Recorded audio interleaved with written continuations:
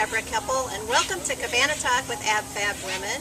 We are at the beautiful Loews Lake Las Vegas Resort in fabulous Viva Las Vegas, and I am here with absolutely fabulous women, Paula Pecorella. Did I pronounce your name right? You did. Thank you, Deborah. Thank you for having me. Thank you for coming out in this hot sun. It's beautiful. Oh, it's that's Vegas, right? That's right. It's Vegas, baby. Anyway, Paula is a wellness coach, and she's going to talk to us about eating and how to eat correctly and to identify what our body needs. So, Paula, how do we eat well? Everybody's so busy. Exactly. You know, it's so important to really understand why we eat. You know, so many of us eat socially instead of eating for what our body needs, you know. And you think about those things and trying to find the right food sources and things that are fast and things that are easy. Unfortunately, we live in such a fast food society, you know. If you can't email it, fax it. If you can't fax it, FedEx it. Well, we do the same thing, unfortunately, with our food. And, you know, it's so important to understand that we need to eat for survival. Really eat to live versus living life around food. Exactly. So it's really figuring out what you need. You know, we've all heard it since we were little, right? Yes. Protein, carbohydrates, you know, and not doing those shifts. Exactly. But you know what? When we were little until now, they've changed the food chart. Exactly. On what amount of protein you need and veggies and all that. Right. You know, on average, most women need 75 to 100 grams of protein a day. And most of us don't get that. And most women only burn between 12 and 1,500 calories per day. Unfortunately, right? And then if we exercise a little bit more. But what's so important that people don't understand, and is part of that education process, is the average American meal is 800 to 1,000 calories. Wow. And we really can't, you know, we think, oh, we're going to diet, so we're going to cut back and only eat once a day. Well, that's like the worst thing we can do, right? Because then we just start that yo-yo. So does your body just kind of kick into like starvation mode if you just eat one meal? Exactly. It'll cut into that starvation mode, and it'll just start to hold on. Because we're either going to be in a survival or we're going to be in an optimum. Sure. And if we're in survival, things just kind of go, okay, I was meant to survive for 90 years, I'm going to slow down. Yes. Well, you know, as women, too, like you said, we only burn, 1,200 calories a day, and you should have more than that to keep our body fueled. You know, and as we age, it gets worse. Exactly. Well, our body naturally slows down. Right. And what's so interesting is if you think about way back when, you know, in the days of hunters and gatherers, we only ate certain things throughout the year. Well, now in our industrial age, we can eat carbohydrates all year long. We can eat fruits and vegetables all year long. So our body now has had to adjust to be able to manage those things. So our pancreas now works all year long instead of just in the year, you know, the months when we were doing our fruits and grains and that sort of thing. So it's been very interesting, that dynamic. And people go, oh, well, by the time I hit 40, my metabolism slowed down. Well, it didn't really slow down. You just burnt it out. Among other things. Yeah, exactly. So it's really allowing yourself to, number one, understand what you need, right?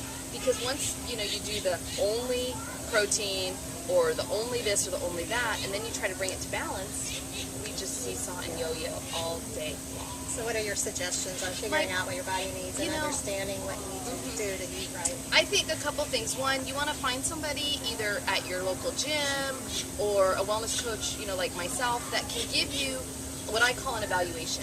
And it's usually pretty simple. Find out what your body fat is. It's not a fun number, but you need to know, right? Find out what your resting metabolic rate is, because again, it's going to fluctuate and you need to know what those numbers are, and then figure out, okay, do I need to increase that number by increasing muscle mass? So for example, myself, when I made the decision to make the shift, I found out that I was only burning 1,250 calories a day. Well, when you take in less than 1,200 as a woman, we get loopy, we get cranky, and we're not very fun to be around. That's very true. So if I'm only burning 1,250, I didn't have a lot of wiggle room to lose weight. But when I really looked at my diet, so the number 2 thing is do a journal. Keep a log, even if it's just for 7 days, just so that you can say to yourself, okay, what am I doing? Where are the unnecessary calories? Where are the zero nutritional value calories?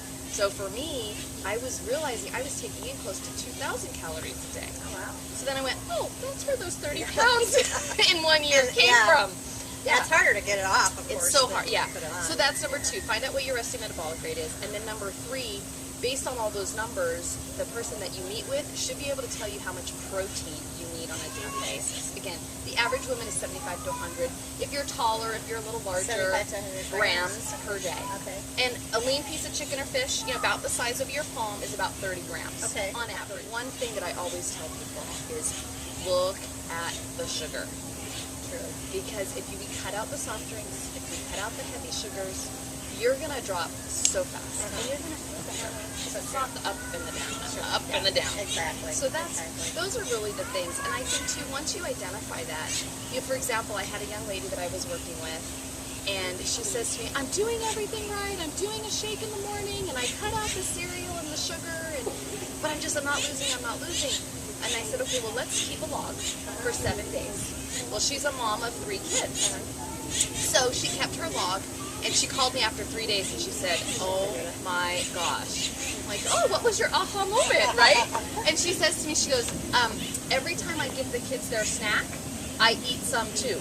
And it became so unconscious to her that even though she had cut back on her sugar, balanced her calorie intake, the cheese and cracker, eating what was left over on the kids' plate. Yeah, that happens. Was an extra 3 or 4 I find myself too when I love to cook, and so I'm always tasting them. Yeah. I can't serve it unless I taste exactly. it. So, it adds up. It does add up. And I have a girlfriend. Her and her husband love to have a little cheese and cracker and a glass of wine while we're making dinner. Yeah, I like doing that too. Yeah. So again, don't deprive yourself, because again, how many people say, I'm going to go to the gym every day this week, and it doesn't happen. Well, then you feel guilty. And then you beat yourself up. Change that identity. Who do you want to become around health and vitality? And what does it mean to you? Everyone has a different definition of wellness or a different definition of weight. And it's not about the chart necessarily. It's about how there are healthy alternatives. You just have to be willing to seek them out, And then, so the sugar is something that I always tell people to watch. And then the other thing in educating yourself is serving sizes.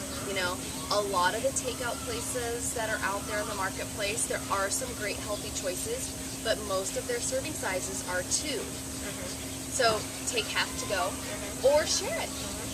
Split it with a friend. Hey, let's go out to lunch and let's share. Yes. Number 1, saves your money. Exactly. And number 2, you're cutting back on your calories, and you're still fulfilled. Right. But you're not overeating. Exactly. And then, of course, you do feel better. You do. You really do. And, my thing is, we've been told forever, eat breakfast, and so many of us think we can't. You know what? Just plan a little bit. Even a hard-boiled egg. How long does it take to boil an egg? You start the egg, you go do your hair, you come back, it's done. Eat the egg, you brush your teeth, you're out the door. Exactly. Or you can make the eggs the night before and stick them in the fridge and they're ready. Exactly. So find what you like, and then just start making those steps. So healthy breakfast is so important. And the other thing that I have found, Deborah, especially working with women, and it's really kind of sad, is it's a tough conversation, but 80% of women are constipated and don't know it. They don't know it? They don't even know it. They think it's normal to eliminate 2-3 times a week. Because that's what their doctor told them, or they say, look, you just have this challenge, it's the way it is. Right. No, we should be going every day. And I have a belief, I don't know if this is a proven fact, but I have a belief if we eliminate every day, it's going to solve a lot of problems. Well, I feel better. It's true. A mom might not be as... Might feel a little lighter. Yeah, or they might not snap at the kids at night, or the husband might... it's just... It sounds silly, but if you're not regular and you think it's normal, find out what's going on. Whether, look, it's a pretty butterfly. Find, is it fiber? Is it digestion? Because that's another thing a wellness coach can do for you, is they can help you analyze some of those things. And it might be a medication that you're taking that you need, and medication's important. Hormones are important for Hormones are important for women. Exactly. Their body's changing, whether you're younger or older. Exactly. It does. And sometimes we just go, oh, this is life, this is the way I have to be. you know what? You don't have to. Yeah. And it doesn't cost a lot of money. You know, most coaches that I work with, they'll do one free consultation. Just find out what you can do. So it sounds like what you do is you sit down with somebody, evaluate their weight, do the fat evaluation and everything, and then look for a balance in food. It's not really called a diet thing, is it? No. I don't think Because if you think about it, it's the way to live. it's a way of life. You know, I think it's so interesting when people say to me, going on a diet on Monday, and it's Friday afternoon, and I go, okay, that's interesting. Well, what do you do on Friday, Saturday, and Sunday? Do you just starve? Because I hate to tell you, boys and girls, ladies, we've been on a diet since the day we came out of, you know, life and took a breath. Yeah. The diet's whatever's going between the lips. Exactly. Solid or liquid. The liquid adds up too. Right. Yeah. And I really joke about it, but again, it's that little shift. You know, we get to choose. Am I gonna wake up and be happy and healthy, or am I gonna wake up and go, well, whatever comes my way? You know. So I like to say, look, you have a choice. Just get yourself educated, and then But it's being proactive. Exactly. In your health. Exactly. If you look at it that way versus, I need to lose 10 pounds or 20 pounds or more, look at it, I'm going to be healthy. And I'm doing it for my family, people I love. Exactly. So I can be around longer, Exactly. And that's, so if we think about that, eating for life, eat to live, to fuel our body. You wouldn't buy, a couple $100,000 car and put the wrong fuel in it or the wrong oil. Exactly. We'll just put a little water in there and mix it up. Yeah. Our body is no different now, but we forget because it figures out a way to survive. Yeah. It really does. And when you can be at your optimum, it's amazing what else happens. You think clearer, you can analyze things better, you can solve challenges better, you can have better relationships with your lover, your kids, your friends, and it changes everything. It really does. When you can wake up and have vitality and, that first day that you don't need the alarm to get out of bed, it's like, whoa, I'm up. Wait a minute, the alarm didn't go off. Or, you sleep a normal sleep pattern. It's amazing what starts to happen. And, there's so many single moms out there, stress and, worrying about this or that. And once you take care of you first, everything else falls into place. It really does. Awesome. Well, thank you, Paula, for coming out. Oh, and it's my pleasure. Anyway, thank you, Paula, for Oh, coming thank out. you for having me. And I wish you all well and a happy, healthy life. Yes, thank you. And until next time, I wish you well, too. Bye-bye.